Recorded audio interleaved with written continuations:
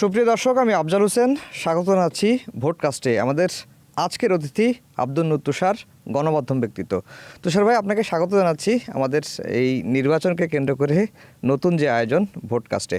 আমরা সাধারণত এখন পর্যন্ত ভোটের যে পরিবেশটা সেটি নিয়ে একটু শুরুতে জানতে চাই। একটু প্রোগ্রামের ডিউরেশন কম, খুব অল্প কথায় উত্তর দিবেন। প্রথমত ভোট নিরুত্তাপ, কেননা ভোটের প্রতিদ্বন্দ্বীরা আসলে সেই অর্থে জনগণের মধ্যে যে খুব বেশি সাড়া জাগানো সেটা পারছেন না।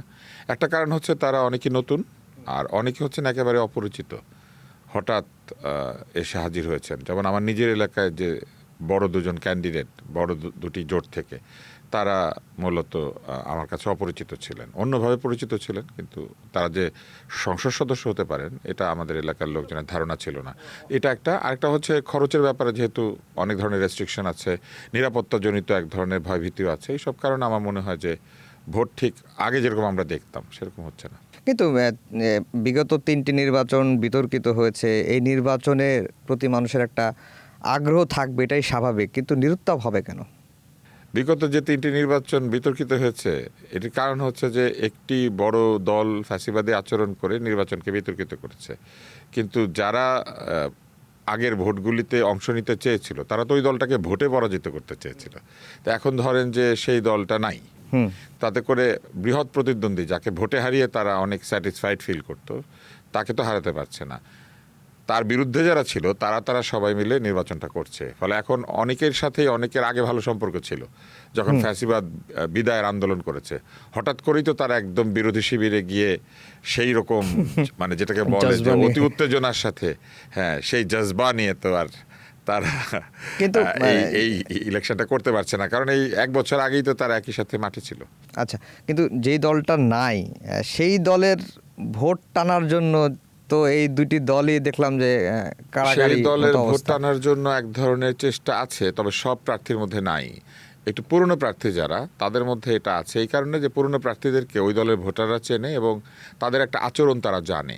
তো ফলে তারা যখন তাদেরকে, কেউ প্রোটেকশনের কথা বলছেন, কেউ মামলা তুলে নেওয়ার কথা বলছেন, কেউ ভুয়া মামলা না করার কথা বলছেন, কেউ তাদেরকে বলছেন যে তারা নাগরিক অধিকার যা আছে সব পাবেন এবং রাজনৈতিকভাবে তাদেরকে কেউ হেয় করবে না বা রাজনৈতিকভাবে কোনো প্রতিশোধ নেবে না, ওই পুরনোরা এটা বললে পরে মানুষের আস্থা হয়। কিন্তু নতুন যে গত বছরই আন্দোলন করছিল এবং সেই রকম 1 বছর ধরে গালিগালাজ করেছে, তাদের বেলায় কিন্তু এটা কম। তারা আওয়ামী লীগের ভোট টানার যে খুব চেষ্টা করছেন, তাও না, আর চাইলে যে পাবেন ব্যাপারটা সেরকমও না। কিন্তু আওয়ামী লীগের ভোট কি বড় ফ্যাক্টর হয়ে দাঁড়াতে পারে এবার?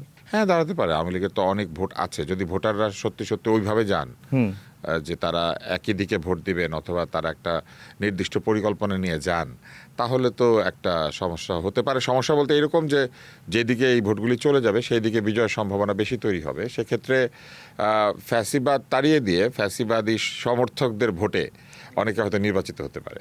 ব্যাপারটা একটা আয়রানি, এক ধরনের প্যারাডক্সিক্যাল সিচুয়েশন। মানে আপনি যাদের দলকে ফ্যাসিবাদী বলেছেন, কিন্তু তাদের ভোটারদের ভোট নিয়ে আপনি বিজয়ী হচ্ছেন, ব্যাপারটা এরকম হয়ে যেতে পারে। কিন্তু এই ক্ষেত্রে মানে আমরা আওয়ামী লীগের ভোটারদের বা আওয়ামী লীগ সমর্থকদের যেভাবে দেখে এসেছি, যেভাবে চিনি, তারা এখন যে মাঠে দুটি দল, বিশেষ করে বড় দুটি দল বলতে গেলে জামাত, বিএনপি জামাত, ইসলামী আন্দোলন আছে, তারপরে এনসিপি যেহেতু জামাতের সাথে নির্বাচনে ঐক্যে নেমেছে, তারাও নির্বাচন করছে। আওয়ামী লীগ এই দুটি দলের মধ্যে বা দুটি জোটের মধ্যে কোনটাকে বেছে নিতে হবে? সেটা আমি বলতে পারি না, কারণ আমি কিন্তু দলীয় ভোটার না। আমি প্রার্থী পছন্দ হলে ভোট দিই। কিন্তু আমার কাছে মনে হয় যে যারা দলীয় ভোটার তারা চিন্তা করবেন প্রথমে দলের স্বার্থ, তারপরে তারা চিন্তা করবেন হচ্ছে তাদের ওই এলাকাতে তার ব্যক্তি স্বার্থ কীভাবে থাকবে বা তার অধিকার কী হবে। এর বাইরে আরেকটি বিষয় যেটা হয় সেটা হচ্ছে যে মানুষ দুইভাবে সিলেক্ট করে। একটা হচ্ছে দুটি ভালোর মধ্যে বেশি ভালো যা। আচ্ছা। আর আওয়ামী লীগের ভোটারদের বেলায় হবে যে তাদের দুইটি শত্রুর মধ্যে কম শত্রুকে, কিংবা ধরেন দুইটি অপছন্দের মধ্যে কম অপছন্দ কাকে, এইভাবে হয়তো তারা ভোট দিবেন। মানে সাধারণ মানুষের পছন্দ তো এইভাবেই ঠিক হয়। আপনি যদি দেখেন যে চীনে যান ধরেন, তো চীনে গেলে তো আসলে চীনের যে নায়ক নায়িকা তাদের চেহারা তো আমাদের পছন্দের নায়ক নায়িকাদের মতো না। না। কিন্তু আপনি চীনে গেলে কি জীবনেও সিনেমা দেখবেন না? দেখবেন কিন্তু। এর কারণ হচ্ছে যে আপনার সিনেমা দেখতে ভালো লাগে, কাহিনী গল্প শুনতে ইচ্ছা করে, তখন আপনি বেছে নেবেন কি দুইজন চাইনিজের মধ্যে কার চোখ কম ছোট, কার নাক একটু লম্বা, ব্যাপারটা আপনি বুঝতে পেরেছেন? জি। তো এইভাবে ভোটাররা অনেক সময় সিদ্ধান্ত নেয়। এখন তো আমি দেখি কোরিয়ান ড্রামা দেখে ছেলে মেয়েরা, চাইনিজ ড্রামা দেখে, মোবাইলে অনেক ড্রামা শর্ট নামে ছোট ছোট রিল আসে। তো এগুলি কেন হয়েছে এই জন্য যে কাহিনী পছন্দ, দেখতে ভাল লাগে। তো ঠিক আছে, তাহলে নায়ক নায়িকা না হয় আমাদের একটু অপরিচিত, আমাদের মতো না। জি, বিএনপির শীর্ষ নেতা তারেক রহমান তিনি নির্বাচনী প্রচার চালাচ্ছেন, বিভাগীয় শহরগুলোতে যাচ্ছেন, নেতাকর্মীদের উজ্জীবিত করছেন এবং দলীয় প্রার্থীদের পরিচয় করে দিচ্ছেন। একই সঙ্গে বিএনপি ক্ষমতায় গেলে কি কি করবে সেই বিষয়গুলো তুলে ধরছেন। অন্যদিকে জামাতের আমির ডাক্তার শফিকুর রহমানও বিভিন্ন বিভাগীয় শহরে গিয়ে বিভিন্ন জেলায় গিয়ে সমাবেশগুলো করছেন এবং জামাতের আমিরও ক্ষমতায় গেলে কি করবেন সেই বিষয়গুলো ভোটারদের সামনে তুলে ধরছেন। এখানে আপনার কাছে কি মনে হয় যে প্রতিশ্রুতির এক ধরনের বৃষ্টি হচ্ছে বা ফুলঝুরি এরকম টাইপের কিছু, মানে বাস্তবতা যদি আমি বিশ্লেষণ করতে বলি দুই দলের মধ্যে? দুইটি দল প্রতিশ্রুতি দিবে, আরও যারা আসবেন তারাও প্রতিশ্রুতি দিবে। কারণ জিতলে পর আপনি কি করবেন এটা তো মানুষ জানতে চায়, কেন আপনাকে ভোট দেবে। অতীতের কর্মকাণ্ডের উপর ভিত্তি করে ভোট দেবে, এটা যেমন ঠিক, ভবিষ্যতে আপনি কি করবেন সেটাও তো প্রয়োজন। বিএনপির কথা যদি চিন্তা করেন তাহলে নেতৃত্বে তারেক রহমান অনেক দিন থেকে এক ছায়া নেতার মতো ছিলেন বেগম জিয়ার সাথে, কিন্তু তারপরে মানুষ ধরে নিচ্ছিল যে বেগম জিয়াই নেতা। তো সেইখানে তিনিও এই পদে তো নতুন, ভবিষ্যতের বাংলাদেশকে তিনি যদি যেতেন তাহলে নেতৃত্ব দেবেন, এটা সবাই বুঝতে পারছে। ফলে তার কাছ থেকে লোকে শুনতে চায় যে তার মায়ের সঙ্গে তার পরিকল্পনার কোনো পার্থক্য আছে কিনা, অথবা তার নেতৃত্বে বিএনপি কোনো নতুন ধরনের দলে পরিণত হবে কিনা। আর জামাত ইসলামের কিন্তু দেখবেন প্রচারণার মধ্যেই আছে যে আমরা কোনোদিন ক্ষমতা পাই না, আমাদেরকে একবার সুযোগ দেন। তো ফলে দুই দলের দুই রকম ব্যাপার। এখন এক দলের অতীত কর্মকাণ্ড হচ্ছে বহু আগের, এরা কিন্তু 80 বছরের পুরনো দল, আরও বেশি, আমি পুরো সময়টা অনেক অনেক বেশি। তো এরকম একটা পুরনো দল যার বয়স প্রায় 90 কাছাকাছি বা আরও বেশি, তো সেইরকম একটা দলের হয়ে তারা ভোট চাইছেন, কিন্তু তারা বলছেন আমরা কখনো ক্ষমতায় যাই নাই।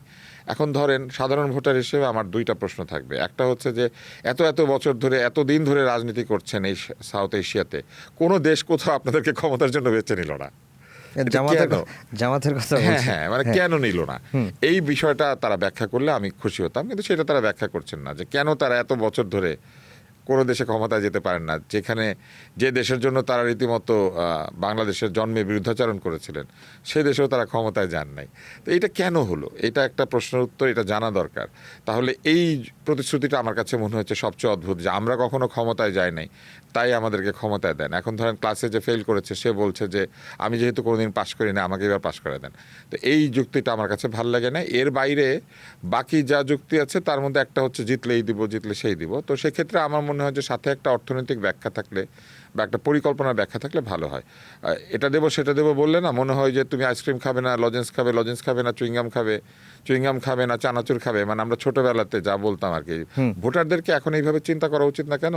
আমাদের ভোটাররা চাইলেই গুগল ভাইয়ের কাছে যেতে পারে, গুগল ভাই সব বলে দেয় কোথায় কি হচ্ছে, চাইলে ফেসবুকে গিয়ে নিজের মত দিতে পারে, কোনো কিছু দেখতে চাইলে দেখতে পারে। তাই এখন আর ঠিক আগের মতো গল্পগুজব দিয়ে মানুষকে বোঝানোর সময়টা কমে গিয়েছে। তো এই জন্য আমি মনে করি যে অর্থনৈতিক পরিকল্পনা, সামাজিক পরিকল্পনাগুলি বিশদ ব্যাখ্যা করে তারপরে বলা দরকার যে আপনি এটা পাবেন। না হলে 18 কোটি লোকের দেশে 18 কোটি যদি চকলেটও দিতে যান তাহলে একসঙ্গে 18 কোটি টাকা লাগবে। এই যে অর্থনৈতিক পরিকল্পনা, সামাজিক পরিকল্পনার কথা বলছেন, এর পাশাপাশি এবারের নির্বাচনে একেবারে ট্রাম্প কার্ড হয়ে দেখা দিতে পারে এরকম কোনো ইস্যু আছে? দুটি, একটি হচ্ছে তরুণরা আসলে কোন দিকে যাবেন, তরুণরা কি আসলে তাদের যে আন্দোলনের সময়ের কথাটুকু শুধু বিবেচনায় নেবেন, নাকি তারা তাদের নিজেদের জন্য কোনো চাওয়া পাওয়া আছে। আচ্ছা, আপনি একটা জিনিস মনে রাখতে হবে যে শুধু ফ্যাসিবাদ ঠেকিয়ে রাখা কিংবা গণতন্ত্র কায়েম করলেই ভবিষ্যৎ যে সুন্দর হয়ে যাবে ব্যাপারটি তা নয়। উপযুক্ত শাসক নির্বাচন না করলে, উপযুক্ত প্রশাসক নির্বাচন না করলে, ভোট ঠিক জায়গায় না দিলে চাকরি, ব্যবসা বাণিজ্য, ভবিষ্যতের যে অর্থনৈতিক উন্নতি, সামাজিক প্রক্রিয়ার যে বিবর্তন, যে নিরাপত্তা, যেটি সামাজিক, অর্থনৈতিক এবং শারীরিক নিরাপত্তা, এই বিষয়গুলি নিশ্চিত করতে না পারলে আপনি কাউকে ঠেকিয়ে রাখা না ঠেকিয়ে রাখার মধ্যেই কিন্তু সফলতা নয়। ফলে তরুণদেরকে চিন্তা করতে হবে যে ভবিষ্যতের কোন বাংলাদেশে তিনি বেঁচে থাকতে চান, তিনি কোন বাংলাদেশে বৃদ্ধ হতে চান। আচ্ছা, তো আপনি যে বাংলাদেশে বৃদ্ধ হতে চান সেই দেশটা নির্মাণ করতে গেলে দীর্ঘমেয়াদে বাংলাদেশকে কারা উন্নতির দিকে নিয়ে যেতে পারবে এই চিন্তাটা মাথায় রাখা খুবই জরুরি। আরেকটি বিষয় হচ্ছে যে ভুল এবং মিথ্যা প্রতিশ্রুতিগুলি কি এটা নিজের বুদ্ধি বিবেচনা খাটিয়ে চিন্তা করলে ভালো হয়। এরা অনেক পড়াশোনা করেছেন, অনেক কিছু জানেন, কিন্তু ভোটের সময় যদি ওই অধিক উত্তেজনায় কিংবা এক ধরনের পিয়ার প্রেশার, আমার বন্ধুরা একদিকে যাচ্ছে আমিও সেই দিকে যাব, এই গড্ডলিকা প্রবাহে না গিয়ে যেন যার যার ভোটটা তার তার মতো চিন্তা করে ঠিক বাক্সে ফেলেন, এই জন্য যে পরে কিন্তু যখন অসুবিধা তৈরি হবে তখন যে ভোট দেয় নাই তাকেও অসুবিধা বোধ করতে মানে ফেস করতে হবে, যে ভোট দিয়েছে তাকেও করতে হবে। ভোটের পরে কিন্তু নির্বাচিত ব্যক্তি সবার, ফলে ভুল লোককে ভোট দিলে পস্তাতে হবে অন্তত 5 বছর। এই যে আমরা বলি যে রাজনীতিতে ধর্মকে টেনে নিয়ে আসা উচিত না, কিন্তু আমরা দেখলাম বা দেখি সাধারণত যে ভোট আসলেই ধর্ম একটা মানে ধর্মকে ব্যবহার করা বা ধর্মীয় কার্ড খেলা, এইবার কি আরো বেশি হচ্ছে নাকি? আমি আপনাকে একটা প্রশ্ন, এটা আসলে যে ধরেন ধর্ম হচ্ছে আমাদের প্রত্যেকের বিশ্বাসের সঙ্গে সম্পৃক্ত বিষয় এবং আমরা ওই বিশ্বাস অনুযায়ী আচরণ করি। সকল ধার্মিক ব্যক্তি যে একই পরিমাণ ধর্ম আচরণ করে ব্যাপারটা কিন্তু তাও নয়। আচ্ছা, হ্যাঁ, তাই না? ধর্মের আচরণ হয়তো সে একই করে, কিন্তু ধর্ম আচরণ করার পরে তারপরে সে তার জীবনে যে সকল ধর্ম আচরণ ঠিক মতো করতে পারে ব্যাপারটা তো তা নয়। ঠিক একইভাবে রাষ্ট্র এরকম, আপনি যতই ধর্ম কার্ড প্লে করেন না কেন রাষ্ট্র ধর্মকে পরিপূর্ণভাবে পালন করার অবস্থায় থাকে না। কিভাবে থাকে না এটা সাধারণ একটা উদাহরণ দিই। এই যে জুলাই সনদ, আপনি বলছেন যে জুলাই সনদে সাইন করলে ফ্যাসিবাদ আসবে না। ফ্যাসিবাদী যদি সত্যিকারের ধার্মিক হতো তাহলে কি সে ফ্যাসিবাদী আচরণ করতো? না, তাই না? হ্যাঁ। তার মানে দেখেন, আপনি যে ধর্মকে এত বিশ্বাস করেন সেই ধর্ম দিয়ে আপনি ফ্যাসিবাদ ঠেকাতে চাচ্ছেন না, আপনি চাচ্ছেন কি দিয়ে ফ্যাসিবাদ ঠেকাতে? আপনার বানানো একটা সনদ দিয়ে। সনদ দিয়ে। তার মানে কি? তার মানেই হচ্ছে যে এই যে কার্ড আপনি প্লে করেন সেই কার্ড দিয়ে আপনি রাজনীতি করেন না। আপনার রাজনৈতিক সুবিধার জন্য আপনি একটা সনদ বানান, একটা সংবিধান বানান বা অন্যান্য যা কিছু আছে সেটা বানান। তাহলে সেটাই যদি আপনাকে বানাইতে হবে, মানুষের বানানো জিনিসপত্রই যদি আপনার ভোট দিয়ে হ্যাঁ অথবা না বলতে হবে, তাহলে কেন রাজনীতির মধ্যে মানুষের বিশ্বাসকে আনেন? কেন আনেন? কারণ বিশ্বাস মানুষকে তাড়িত করে এবং সেই বিশ্বাসের সুবিধাটা তারা নেয়ার চেষ্টা করেন, এছাড়া আর কিছু নয়। কিন্তু তারা তো বলছে যে জুলাই সনদ বা এই যে নির্বাচনে গণভোটে হ্যাঁ দিলেই আজাদি, না দিলেই গোলামি, এই প্রসঙ্গটা তাহলে আসলো কেন? এটা একটি ভুল ব্যাখ্যা। গণভোটে হ্যাঁ এবং না দুটোই দেওয়ার অধিকার জনগণের আছে। জনগণ এই মনুষ্য নির্মিত যে স্লোগান, যে সনদ, দলিল, হ্যাঁ, সেই সনদে কোনো জনগণের যদি আপত্তি থাকে সে না দিতে পারে না। একজন ধার্মিক ব্যক্তি কিন্তু শুধু ধর্মের কারণে এটাতে না দিতে পারেন, যে এটাতে আমি দিব না ভোট, এটা এরা বানিয়েছে, মানুষ কত ভুল করে, হতে পারে না? হতে পারে। হ্যাঁ, তাহলে এটা আসলে উদ্ভট কথা যে হ্যাঁ দিলে আজাদি, না দিলে গোলামি। এটা একদমই ভুল, কারণ এখানে প্রচুর হ্যাঁর মধ্যে প্রচুর জিনিস আছে যেগুলির জন্য গণভোট আসলে দরকারই হয় না। যেমন কোন জেলা বিভাগ হবে বা কোন এলাকাটা বিভাগ হবে, এটার জন্য হ্যাঁ না ভোটের দরকার আছে? কিন্তু আপনি খোঁজ নিয়ে দেখেন যে এই হ্যাঁ না ভোটের মধ্যে সেটাও নাকি আছে। তো এরকম অনেক অনেক বিষয় রয়েছে যেগুলির জন্য হ্যাঁ না ভোটের কোনো দরকার নাই, তারপরে এটার জন্য হ্যাঁ এবং না দিতে হচ্ছে। তো এইগুলি তো আসলে মনুষ্য নির্মিত সমস্যা। এই যে আমরা ঢাকা শহরে গণভোট নিয়ে যতটা না আগ্রহ বা আলোচনা, টিভি টক শো নানা রকমের আলোচনা হচ্ছে, কিন্তু পত্রপত্রিকায় নিউজ দেখলাম, আজকেও একটা নিউজ দেখলাম যে গ্রাম অঞ্চলে গণভোট নিয়ে মানুষের যে ধারণা, একেবারে মানুষরা সাধারণত অন্ধকারে রয়েছে। মানুষ তো এটা নিয়ে অন্ধকারেই থাকবে, কারণ এই গণভোটটা একটা স্পেশাল ভোট, এটা তো সাধারণ ভোট না। মানুষ তো রেগুলার এই ভোটটা দেয় না। মানুষ গিয়ে একজন পছন্দের মানুষ, পছন্দের দল, সে যাকে চেনে, যার কথা পছন্দ হয়েছে, হ্যাঁ, তাদেরকে ভোট দেয়। তো এইখানে মানুষ তো বুঝতে পারছে না কোনটা পক্ষ। আর আজাদি গোলামির যে বিষয়টা, এটাও কি মানুষ ভালো করে ব্যাখ্যা পেয়েছে যে কেন আজাদি, কেন গোলামি? সেটাও তো ব্যাখ্যা পায় নাই। সাধারণত গণভোটগুলির পক্ষে দীর্ঘ প্রচারণা চালাতে হয়। এই যে 20 দিন 15 দিন 1 মাসের প্রচারণা দিয়ে গণভোট হয় না কোনো দেশে। আরও বেশি প্রচারণা চালাতে হয়, মানুষকে অবহিত করতে হয় কি পরিবর্তন চাইছেন এটা প্রত্যেক মানুষকে গিয়ে বলতে হয়, পক্ষে বিপক্ষে প্রচারণা চালানোর সমান সুযোগ তৈরি করে দিতে হয়। তাহলে জনগণ চিন্তা করে সিদ্ধান্ত নিতে পারে যে কার কথা ঠিক, কার কথা ঠিক না। যেমন ধরেন, অনেক সময় কোনো সংসদে সংখ্যাগরিষ্ঠ দল একটা কিছু চাপিয়ে দিতে চায়, সংখ্যালঘিষ্ঠ যারা তারা অনেক বিরোধিতা করে, মীমাংসা আসতে না পারার কারণে 2/3 ভোট একজনের হাতে না থাকার কারণে তখন গণভোটে যায়। কিন্তু এমন তো হতে পারে যে বিরোধিতাকারীরাই ঠিক, ভোটের সময় একটা দল অনেক ভোট পেয়ে সরকার বানিয়েছে, কিন্তু যে পরিবর্তনটা আনতে চায় জনগণ সেটা চায় না, হতে পারে না। পরের নির্বাচনে হয়তো ওই সরকারি দলটা হেরে যাবে, ওরকম একটা জায়গা আছে। এরকম অবস্থায় যারা না বলতে বলছে তারাও তো ঠিক হতে পারে না। তাহলে এই গণভোটে তো সেই সুযোগই রাখা হয় নাই, বলেই দেওয়া হচ্ছে হ্যাঁ দিলে ঠিক আছে, না দিলে ঠিক নাই। হ্যাঁ এবং না দুইটাই ঠিক, আপনি যেটা মনে করবেন সেটাই ঠিক, আপনি যেখানে ভোট দিবেন ওইটাই ঠিক ভোট। প্রত্যেক জনগণ যেটাকে ঠিক মনে করবে সেটাই ঠিক হবে, এবং সেই ঠিক ভুলের যাচাই বাছাই করার জন্যই তো এটা জনগণের কাছে দেওয়া হয়েছে, তাই না? তাই। যে আমরা যেটা বানিয়েছি এটা ঠিক না ভুল আপনি বলে দেন ভাই।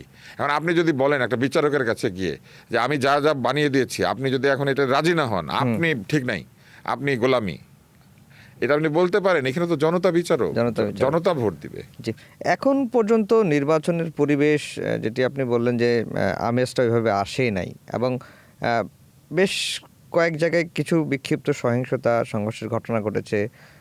ঢাকায় এনসিপির এক প্রার্থীর ওপর, এনসিপি বলতে যে 11 দলীয় নির্বাচনে ঐক্যের এক জোটের প্রার্থী, কিন্তু তারা নাসিরউদ্দিন পাটোয়ারির ওপর হামলার অভিযোগ উঠেছে, এবং বিএনপি ছাত্রদলের ওপর এই অভিযোগটা তুলেছেন, তাকে ডিম নিক্ষেপ করা হয়েছে।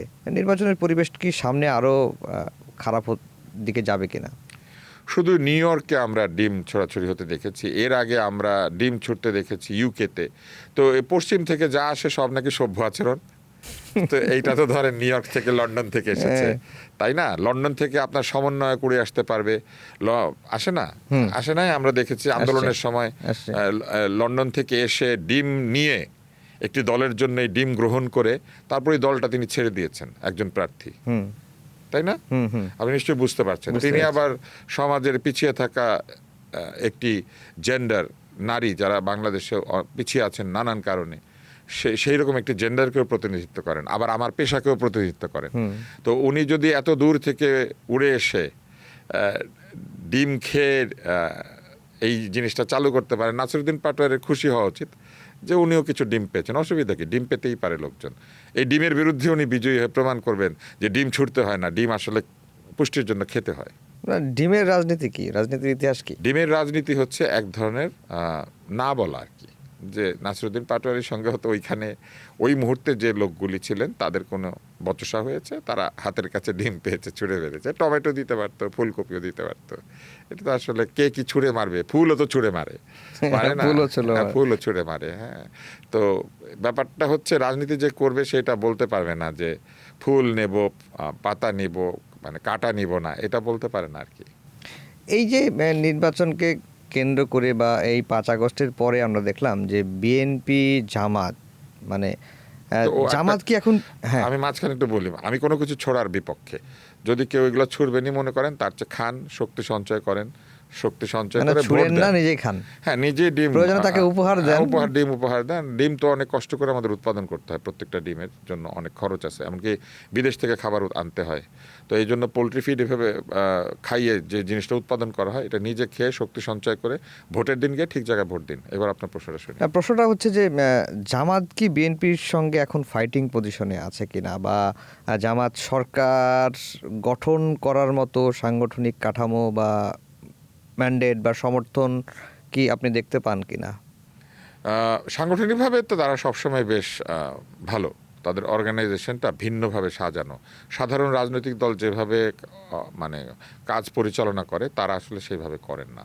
তাদের সদস্য হতে গেলে একটা প্রক্রিয়ার মধ্যে দিয়ে যেতে হয়, নিয়মিত হাজিরার ব্যাপার আছে, যোগাযোগ রাখার ব্যাপার আছে, এক ধরনের হায়ারার্কি আছে, ছোট মেঝো বড় এরকম আছে।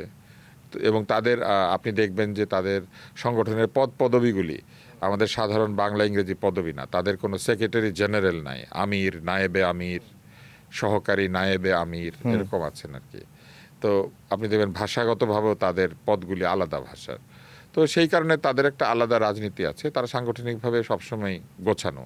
তবে তাদের এই সংগঠনের সদস্য যত, সেই পরিমাণ ভোটার বাংলাদেশে আছে কিনা এটা তাদেরকে প্রমাণ করতে হবে আগামী নির্বাচনে। আর আরেকটি বিষয় আমি বলবো যে অবশ্যই এখন জামাত বিএনপির প্রতিদ্বন্দ্বী হয়েছে, কেননা আসলে দুইটা জোট প্রতিদ্বন্দ্বিতা করছে। এখানে যদি আরও প্রতিদ্বন্দ্বী থাকতো তাহলে হয়তো তারা এইভাবে সরাসরি প্রতিদ্বন্দ্বিতা করে একদম সামনের সারিতে থাকতেন না, হয়তো তখন তাদেরকে 1, 2, 3 এর মধ্যে লড়াই করতে হতো। কিন্তু এখন যেহেতু দুটি মুখোমুখি জোট, তারা 1 এবং 2 মনে করছেন, কিন্তু জাতীয় পার্টিও নির্বাচন করছে, ইসলামী আন্দোলনও নির্বাচন করছে, ফলে ওই জায়গাগুলিতে তারা কি ধরনের ফলাফল করবেন এটা কিন্তু এখন আমরা জানি না। এবং তাদের কেউ কেউ কিন্তু ডার্ক হর্স হিসেবে আবির্ভূত হতে পারেন। তারা জিতে যেতে পারেন। আমরা যাদেরকে আন্ডার ডগ বলি, আসলে যে তারা আন্ডার ডগ কিনা এটাও চিন্তা করতে হবে। অন্তত জাতীয় পার্টির কিছু এলাকা ভিত্তিক আসন কিন্তু আছে, আগেও দেখেছি আমরা। যাই হোক, আর ইসলামী আন্দোলনের একটি বিশাল ভক্ত শ্রেণী আছে, তারা যদি ধরেন আসন কমও পায়, যদি পিআর পদ্ধতিতে উচ্চকক্ষে তারা অনেক ভোট নিয়ে উচ্চকক্ষে অন্তত কয়েকটা আসন পেয়ে যায়, তাহলে কিন্তু তাদেরকেও হেলাফেলা করা যাবে না। এই যে বিশেষ করে জামাতের তরফ থেকে একটা অভিযোগ আসছে, তাদের যে নারী কর্মীদের, দলের নারী কর্মীদের ওপর আক্রমণ করা হচ্ছে, হেনস্থা করা হচ্ছে, তারা বিক্ষোভেরও ডাক দিয়েছে। এটিকে আপনি কিভাবে দেখেন? এরকম যদি কোনো কিছু দেখে থাকেন, এটাকে সমর্থন করেন কিনা? আমি জানি না, তবে নারী কর্মীদের প্রতি জামাতের নিজেরই অবহেলা আছে। 43 ভাগ নারী সদস্য নাকি তাদের দলে আছেন, কিন্তু একজনকেও তারা এমপি পদে দেন নাই। এমনকি তাদের এই যে নায়েবে আমির আরও যে পদগুলি রয়েছে, এইসব জায়গাতেও আমরা কোনো টক শোতে তাদের কোনো নারী সদস্যকে এসে তর্ক করতে দেখি না, অথবা কোনো নারী নায়েবে আমির আছেন কিনা আমি জানি না আসলে। এটা তো থাকলে ভালো, হয়তো আছেন। কিন্তু আমার মনে হয় যে শুধু তাদেরকে হেনস্থা করলে পুরুষেরা তাদের হয়ে প্রতিবাদ করবেন, এটাও ঠিক না। এবং আমি তো মনে করি যে এই তাদের অতি সত্বর শুধু এই যে 43 ভাগ নারী সদস্য, এটা দিয়ে তাদের একটা যদি নারী সমাবেশ তারা করতে পারতেন, আমরা বুঝতে পারতাম যে তাদের। তারা ডাক দিয়েছে 31 তারিখে। হ্যাঁ, দিলে তো খুব ভালো, আমরা সেদিন দেখব। আর একটা বিষয় বলবো যে তাদের যেন আইডি কার্ড ইস্যু করা হয় সমস্ত নারী যারা সদস্য তাদের জন্য, যাতে করে আমরা বুঝতে পারি যে তারা আসলেই নারী এবং তারা জামাতের সদস্য। স্থানান্তরিত ভোটার নিয়ে একটা আলোচনা শুনেছেন কিনা? এটা নির্বাচন কমিশনের দুর্বলতা। স্থানান্তরকরণের যে বিষয়টি, এটি দেখতে হবে যে এটি কবে সংঘটিত হয়েছে এবং কোন জায়গা থেকে কোন জায়গাতে হয়েছে, এবং কোন কোন এলাকা থেকে কোথায় বেশি লোক স্থানান্তরিত হচ্ছেন, এগুলোর কিন্তু প্যাটার্ন থাকে। এবং কোন এলাকাতে কোন ভোটের আসনে অনেক বেশি ভাড়াটিয়া ঢুকে পড়েছে, কিংবা কোন ভোটের আসনে অনেক বেশি নতুন ভোটার এসে ঢুকে পড়েছে, এটা দেখলেই বোঝা যায়। ফলে এগুলো হচ্ছে নির্বাচন কমিশনের শুভঙ্করের ফাঁকি অথবা চালনির মধ্যে ছিদ্র। কারণ তাদের এটা বুদ্ধিমত্তার সাথে প্রতিহত করা দরকার। আপনার মনে আছে ক্যামব্রিজ অ্যানালাইটিকার কথা? ফেসবুকের ডেটাকে ম্যানিপুলেট করে, ইউজ করে ক্যামব্রিজ অ্যানালাইটিকা নামে একটি প্রতিষ্ঠান, তারা ভোটে সহায়তা করেছিল, এবং এটা আমেরিকার ভোটে। হ্যাঁ, এটা নিয়ে ডকুমেন্টারি আছে। তো এইগুলি কিভাবে সংগঠিত হয়? এগুলি সংগঠিত হয় যখন নির্বাচন কমিশন বা যারা নির্বাচন আয়োজন করেন, তারা তাদের বুদ্ধি এবং মেধা এই ধরনের কারচুপিমূলক তৎপরতা ঠেকানোর জন্য ব্যবহার করেন না। ফলে এইটা আপনি প্রশ্ন করতে পারছেন, তাদের মনে এই প্রশ্ন জাগে নাই কেন যে মিরপুর এলাকায় হঠাৎ এত ভাড়াটিয়া কোথার থেকে এসে ঢুকলো, অথবা একটি এলাকা থেকে এত লোক কেন ভোটার আইডি কার্ডের যে মানে এনআইডি কার্ডের ঠিকানা কেন পরিবর্তন করতে চাইছে, বা হঠাৎ করেই কেন কম ভাড়ার জায়গা থেকে বেশি ভাড়ার জায়গায় লোকজন এসে ঢুকে পড়ছে। ধরেন বরিশাল থেকে সব লোক এসে ঢাকায় বাড়ি ভাড়া নিচ্ছে, কিংবা ধরেন চট্টগ্রাম থেকে এসে ঢাকার বিশেষ কিছু আসনে তারা থাকতে শুরু করেছে, কিংবা ধরেন খানা ভিত্তিক যদি চিন্তা করেন, একটা 1200 স্কোয়ার ফিটের ফ্ল্যাটে 25 জন ভোটার রেজিস্ট্রেশন করেছেন। কিভাবে? এগুলো তো তাদের দেখা উচিত। এগুলো তো কারচুপির নয়া পদ্ধতি। জি, আমরা একেবারে শেষের দিকে চলে আসছি। শেষ প্রশ্ন, সরকারের তরফ থেকে বারবারই বলা হচ্ছিল যে এবারের নির্বাচনটা হবে ইতিহাসের শ্রেষ্ঠ নির্বাচন, এরকম আলামত দেখা যাচ্ছে। আমার এই বিষয়টা নিয়ে একটু আপত্তি রয়েছে। একটি হচ্ছে যে কিভাবে শ্রেষ্ঠ নির্বাচন হবে এটা করে আপনি দাবি করবেন যে দেখেন আমি প্রথম হয়েছি। আমার কাছে মনে হচ্ছে এটা অনেকটা মোহাম্মদ আলী ফেনোমেনন। কীরকম? মোহাম্মদ আলী মুষ্টিযুদ্ধের আগে বলতো আমি আপনাকে 8 রাউন্ডে নক আউট করে দিব, আপনারা শুধু নাকে মারবো, মুখে মারবো না। কিন্তু মোহাম্মদ আলী এটা করে দেখাতেন আর কি। তো মোহাম্মদ আলী ফেনোমেননে ওনারা যদি বলেন যে ইতিহাসের শ্রেষ্ঠ, পৃথিবীর শ্রেষ্ঠ নির্বাচন তারা করবেন, যদি এটা করে তারা প্রমাণ করে দিতে পারেন, তাহলে আমরা বেশি খুশি হব, কারণ এটা তো আমাদেরই কৃতিত্ব। কিন্তু আমি একটা প্রশ্ন করতে চাই যে তফসিল ঘোষণার পরের দিনই শরীফ ওসমান হাদি নিহত হলে ইতিহাসের শ্রেষ্ঠ নির্বাচন এটা কিভাবে হয়, এইটার উত্তরও তাদেরকে দিতে হবে। জি, তুষার ভাই, আপনাকে অসংখ্য ধন্যবাদ অনেক কষ্ট করে সময় দেওয়ার জন্য। দর্শক সবাইকে ধন্যবাদ জানিয়ে শেষ করছি আমাদের আজকের ভোটকাস্ট।